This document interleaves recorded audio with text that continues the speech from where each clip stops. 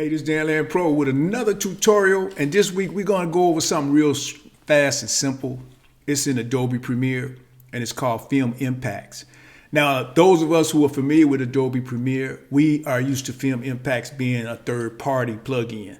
In other words, you have to buy Film Impacts and then use those transitions and effects inside of Adobe Premiere. And that's the way it used to be with a lot of software. But now, Adobe has bought out Film Impact, and they have brought over some people from that team, and they've included those transitions and effects in Adobe Premiere Pro. So you want to go over there and update your software, and then you will have Film Impacts inside of that software. I'm just going to show you how to do it right here in a real brief tutorial, and then you can play around with it after that. So here we go. Okay, so here we are in Premiere Pro. Already got a project in here that I'm working on, so it's just something I'm messing around with. So I'm not going to show you too much as far as the project goes. It's just that when you see certain transitions in between the projects, those are Film Impact transitions that I'm using. So if you want to see what those transitions are, it's two ways to see them. Right here in Premiere Pro, go up to Windows. You see where it says Extensions. You see Film Impact Dashboard. Now you're going to find a dashboard with all the different filters and effects that comes with Film Impact. And then you can see how some of them behave, or they have a title on them. So you see that particular one is Fluid Motion. And you got Flow Motion, rather. And then you got animations. If you look right over here, you got effects, light rays. Or if you just click there, you'll see all your different light rays that you can use on your film. See, different light waves. And all you got to do is have two clips, and with effects, you just put it on that particular clip, and it's going to affect that clip however you want it to. Motion FX. See, so you can have your motions where you can see what it says at the bottom. Grow. So if I just wanted that initial fade where I wanted my stuff to just grow in, and you got shrink, you got 3D, spin. So all these things are pretty automated now. You see how that spacer. So each effect have different ways that it operates. That's shrink there.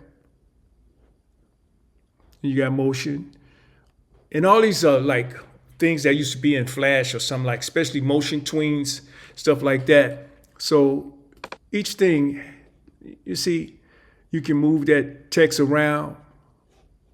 Each effect or each transition have different ways. So I was showing you effects there. So if we go down here to transitions, you will see you have different transitions on how you might transition from one clip to another.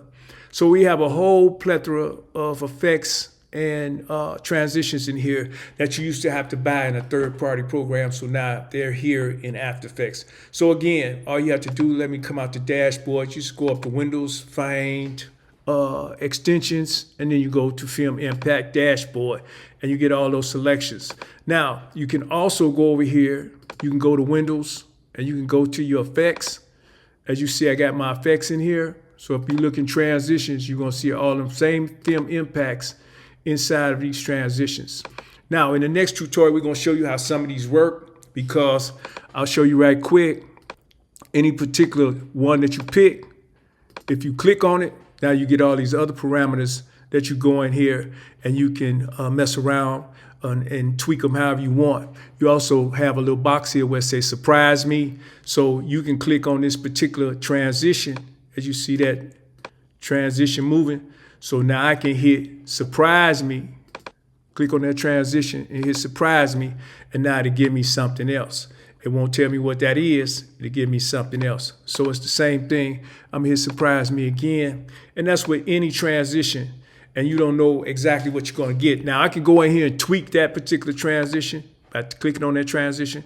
So that's pretty much it. As you see, Film Impact take you away from just those basic transitions that we normally use. We might use a dissolve, we might use a fade to white, fade to black.